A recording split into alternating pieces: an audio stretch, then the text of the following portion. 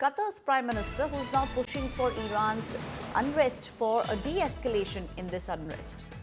Qatar's Prime Minister has expressed Doha's support for all the efforts aimed to de-escalate and for peaceful solutions in the Middle East.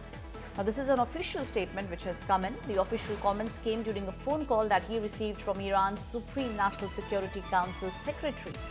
The Gulf country's Ministry of Foreign Affairs said on X. During the call, he also reiterated Qatar's support that all the efforts should be made to enhance security and to stabilize the region. So we are now seeing it's Qatar which has come out and which is supporting Iran and is also pushing for peaceful resolution for the kind of protest that we have seen over the past 15 days. My colleague Shivani is still with me. Shivani, now we are seeing how, all the major players, all of them have started making these kind of statements, and they're also pushing for stability in the region, and they're also saying that at the moment enhanced security is also something that needs to be looked at. See, these countries are backing the efforts to de-escalate what is happening in Iran, and Qatari Prime Minister Sheikh Mohammed bin Abdulrahman Thani has expressed that Doha is supportive of Iran and all efforts aiming to de-escalate and peaceful solutions should be encouraged. Not only this, he had also hinted that if any action from the US comes, Doha will be with Iran. That's what the kind of support is now being given through these phone calls also, and these talks that are happening. And these comments came during a phone call he received from Iran's Supreme National Security Council Secretary Ali Larijani.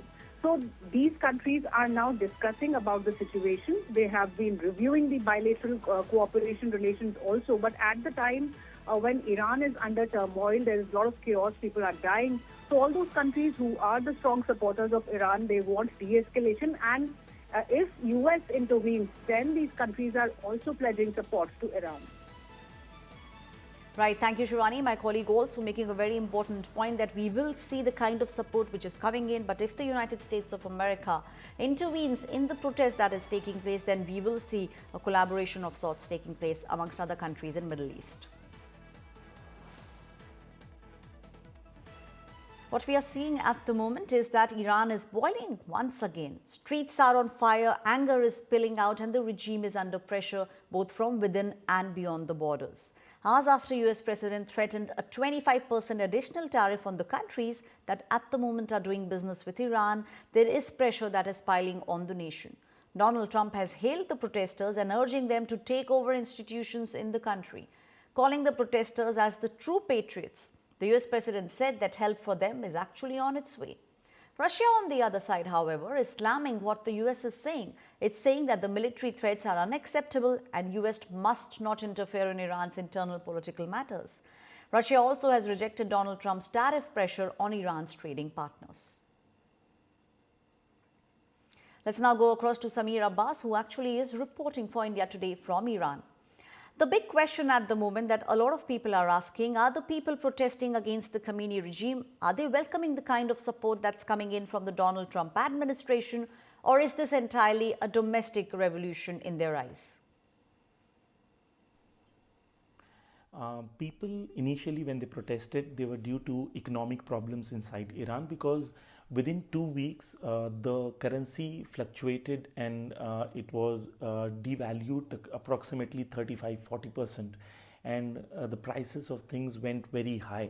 So definitely it was an economic problem, and that was a genuine problem, and people protested in a genuine way. But on the second and the third day, violent people entered the protesters, and they started creating violence and chaos inside Iran. The sole purpose was to disturb peace inside Iran. And definitely Mossad created a tweet, and Mossad said that we are behind it. American president said, and then Mike Pompeo said. A lot of people inside Israel and America clearly stated that we are behind this. And they were armed people. They were not protesters. They were rioters. They were terrorists. The terminology used inside Iran and by officials of Iran is these are the terrorists funded by foreign governments.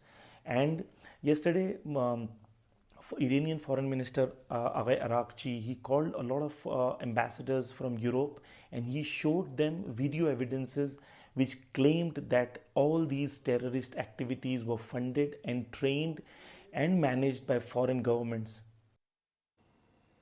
My colleague Rajdeep Sardesai, in fact, had a conversation with the former US National Security Advisor John Bolton on the kind of threats that are coming in from Donald Trump with regards to the nations that are doing business with Iran. Listen in. Can I just turn back to a point you made about tariffs? The president, of course, Trump has warned that any country doing business with Iran will face a new tariff of 25% on its exports to the US. Now, this could have, as you said, bearings on countries like India. It could also affect the Chinese, for example. Do you believe that weaponizing tariffs is the right way forward, considering that already Tehran's economy is strained, inflation 48.6%? Will that affect the view of the people of Iran, or do you believe tariffs are a legitimate way to put pressure on the Iranian regime? Well, if we followed our Constitution, they might be, but we may hear from the Supreme Court in the next few days that these tariffs are unconstitutional. This is a threat by Trump. It actually hasn't been put in place.